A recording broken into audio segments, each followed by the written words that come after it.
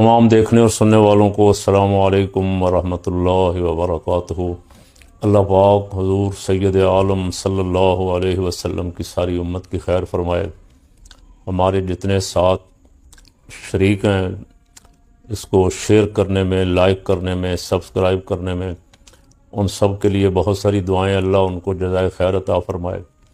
और आप सब से दुआ की दरख्वास्त कि अल्लाह करीम हमें हमेशा हक़ के साथ खड़ा रखे, हक़ कहने की, हक़ बोलने की, हक़ के साथ खड़ा रहने की तौफीक अता फरमाए। गुज़श्ता रोज़ दो तीन बातें की थी। सबसे पहली बात मुझे याद पड़ता है, अगर कोई थोड़ी बहुत ही भूल चूक हो जाए तो दरगुज़र फरमा दिया करें। और सबसे पहली बात तो महंगाई की थी कि ये पेट्रोल जब महंगा करते हैं तो 60-70 रुपये महंगा करते हैं, और जब सस्ता करते हैं तो 35 पैसे, 30 पैसे, 70 पैसे। आज एक हाफ़िज़ साहब ने, कोई हाफ़िज़ साहब सईद साहब हैं कोई, उन्होंने कमेंट्स में लिखा है कि मेहरबानी करें बाकी सारे मौज़ूआत छोड़ें, महंगाई के ख़िलाफ़ बोला करें। महंगाई ने मार दिया गरीब को, गरीब का जीना दो भर कर दिया। तो इसमें भाई हम आपके साथ बराबर के शरीक हैं। जो असरात आप पे पड़ रहे हैं, जो दरमियाने तबके पे पड़ रहे हैं, जो गरीब पे पड़ रहे हैं, वो हम आप उसमें बराबर ही हैं। इसलिए मैं कोई भी तकरीर कहीं भी करूं, कोशिश करता हूं कि महंगाई की मज़म्मत भी करूं, उसको कम करने के लिए जो मेरे ज़हन में कोई ना कोई तजवीज़ हो वो भी दूं। लेकिन हुक्मरान इस डटाई के साथ अपने मौक़िफ़ पे या अपनी करतूतों पे अड़े हुए हैं कि आज सुहेल वड़ाइच साहब ने एक कॉलम लिखा है और उसका बड़ा चर्चा है।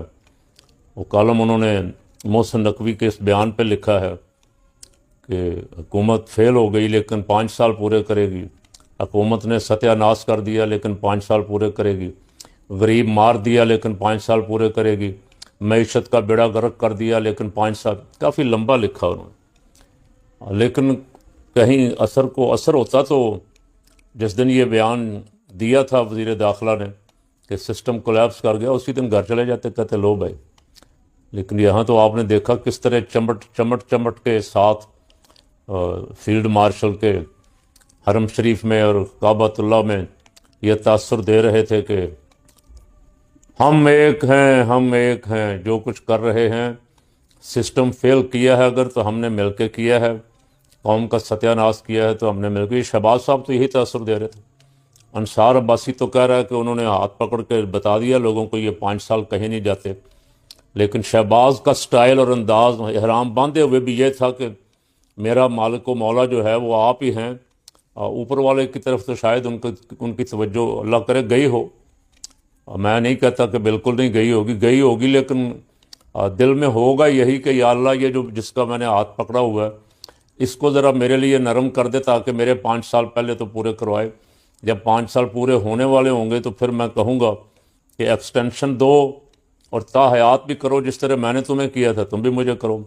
और ये दिल में होगा, और ज़ाहिर है वहाँ जो दिल में होता है वो कोशिश तो होती है अब मालिक के सामने कहा जाए। अब मैं दिलों का हाल तो नहीं जानता कि शहबाज के दिल में उस वक्त क्या था, लेकिन तासुर वो अपने तस्वीर से ये देने की कोशिश कर रहे थे कि हम एक हैं। तो सुहेल वड़ाइच साहब शायद यही देख के गर्म हुए हैं कि ये इतना कुछ करके, मुल्क और कौम का सत्यानाश करके, गरीब का जीना मुश्किल करके, मैंने कल भी मुझे याद है कि कहा था जजों की तनख्वाहें, MNA की तनख्वाहें, स्पीकर की तनख्वाहें, सवाबदीदी फंड सब कुछ बढ़ा दिया। लाख वाले को 5 लाख पे कर दिया, 5 वाले को 10 पे कर दिया, जिनकी तनख्वाहें 8-10 लाख थी 35-35 लाख कर दी। लेकिन गरीब किसान को भी मार दिया, मजदूर को भी मार दिया, टेक्सटाइल मिलें बंद करवा दी। जब उनको बिजली इतनी महंगी मिलेगी तो वो क्या कमाएंगे? वो क्या कहते हैं, गंजी नहाएगी क्या और निचोड़ेगी क्या? तो गंजे बैठे हुए हैं, अब वो कौम का खून निचोड़ रहे हैं और उनको गरीब की कोई परवाह नहीं है। अल्लाह रब्बुल आलमीन हमारे हाल पर रहम कर दे, हमें कोई ऐसे दयानतदार, बाकिरदार, गैरतमंद हुक्मरान अता फरमा दे जो गरीब की फ़िक्र करें। खुलफ़ाए राशिदीन रिदवानुल्लाहि अलैहिम अजमईन का मुबारक दौर और हज़रत उमर बिन अब्दुल अज़ीज़ रज़ी अल्लाह ताला अन्हु का मुबारक दौर, اور ان کو رات نیند نہیں آتی تھی، وہ گلیوں میں گشت کرتے تھے، کہیں کسی غریب کے گھر سے کسی بچے کے رونے کی آواز نہ آ رہی ہو، کوئی بھوکا نہ سویا ہو۔ اب ان کو اس سے کوئی غرض نہیں، ان کو طیارے چاہیے، جہاز چاہیے، عیش و عشرت چاہیے۔ اب آج میں کوئی خبر پڑھ رہا تھا، مجھے یاد نہیں، کسی جو لاہور میٹروپولیٹن ٹرانسپورٹ ہے شاید، اس کے پاس اب تنخواہیں دینے کے لیے پیسے نہیں ہیں اور وہ بند کرنے جا رہے ہیں، کچھ چند دنوں کی ڈیٹ انہوں نے دی ہے۔ تو یہ اعلیٰ سرکاری خزانے کا اپنی گندم غائب کر کے، لاکھوں ٹن غائب کر کے باہر سے منگوانے کے پروگرام بنا رہے ہیں۔ باہر سے منگوائیں گے کہاں سے؟ پیسہ ہے کوئی نہیں پاس، قرضہ لیں گے۔ پنجاب کو بھی مقروض کر دیا، سینکڑوں ارب کا مقروض کر دیا، جیسے پورا ملک مقروض کیا ہوا ہے۔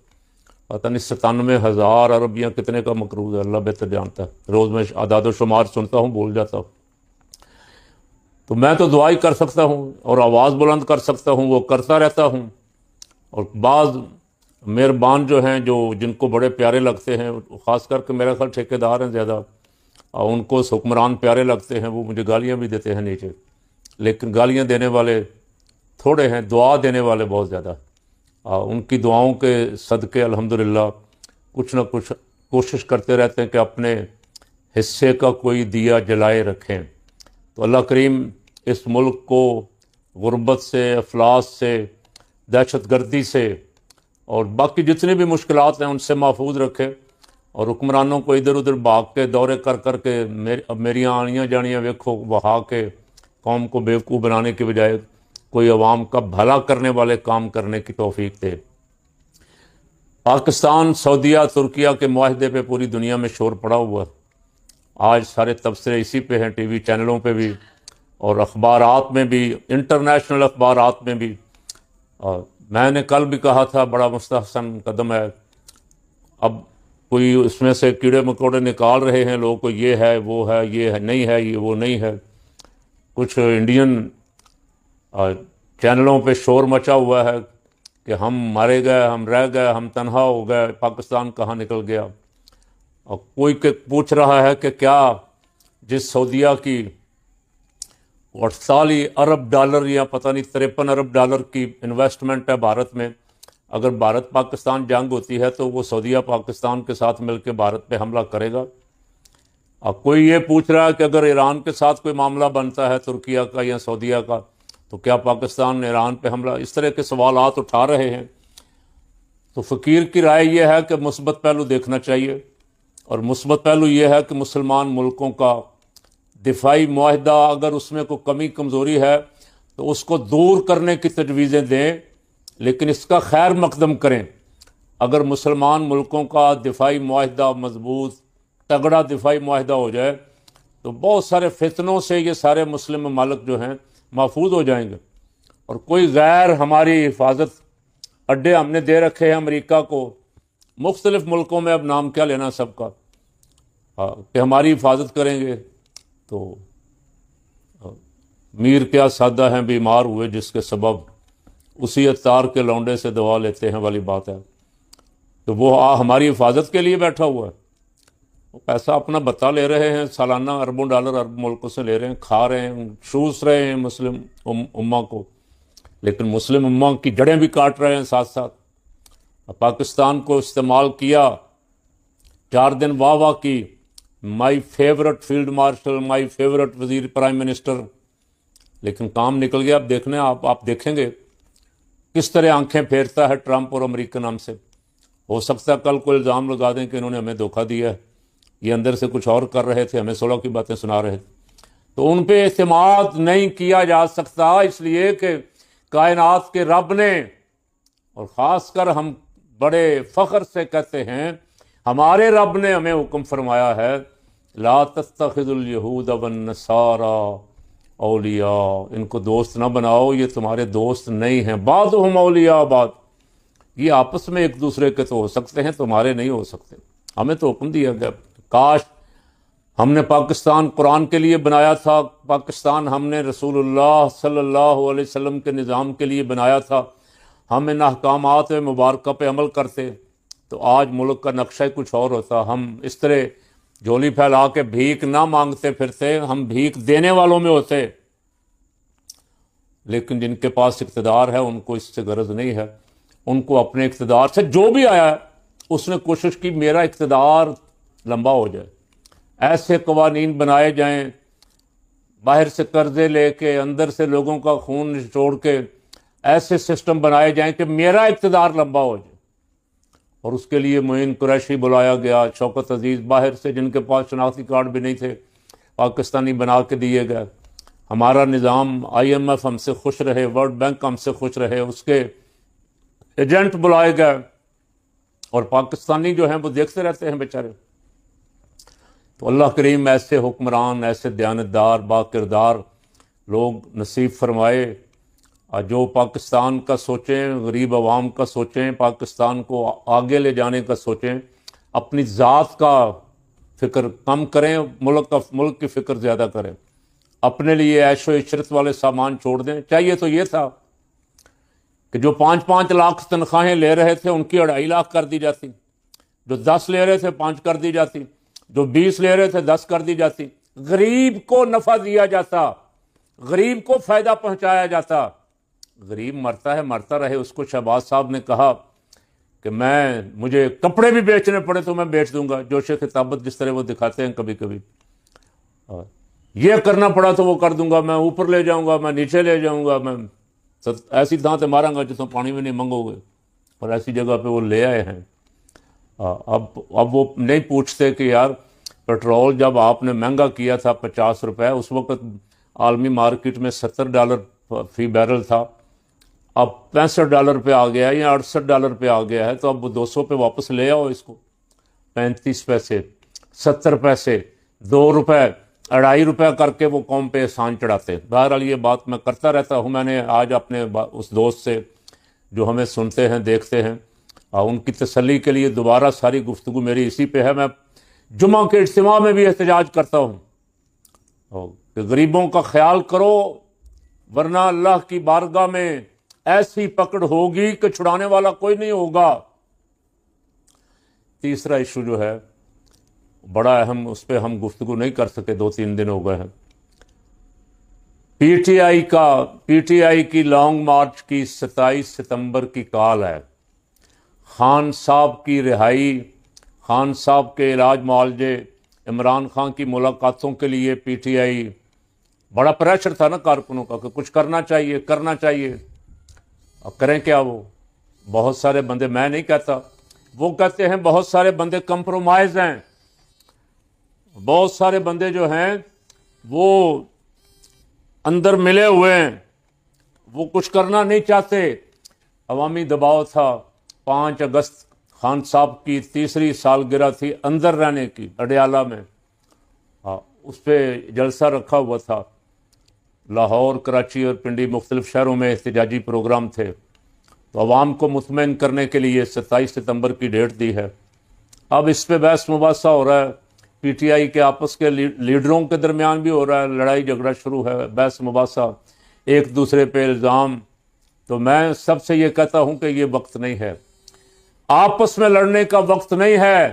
یہ وقت ہے اتحاد و اتفاق کا, اپنی پارٹی کے لیے بھی, اپنے لیڈر کے لیے بھی. اکٹھے ہو کے, اگر 27 اگست کو ہو جاتا پھر بھی اعتراض کرنے والے بہت سارے تھے, 6-7 ستمبر کو ہو جاتا پھر بھی بڑے سارے بہانہ باز موجود ہیں جو گھر سے نکلنا بھی پسند نہیں کرتے, صرف اعتراض کرتے. تو جو باہر بیٹھے ہوئے لوگ ہیں ان سے بھی کہتا ہوں, اندر والوں سے بھی کہتا ہوں کہ کوئی تمہارا اگر بڑا بار ہے تو اس کو بڑا مان لو. ناکامی کی وجہ اب تک یہی ہے کہ کسی کو بڑا مانا نہیں, ہر بندے بڑا بنا ہوا.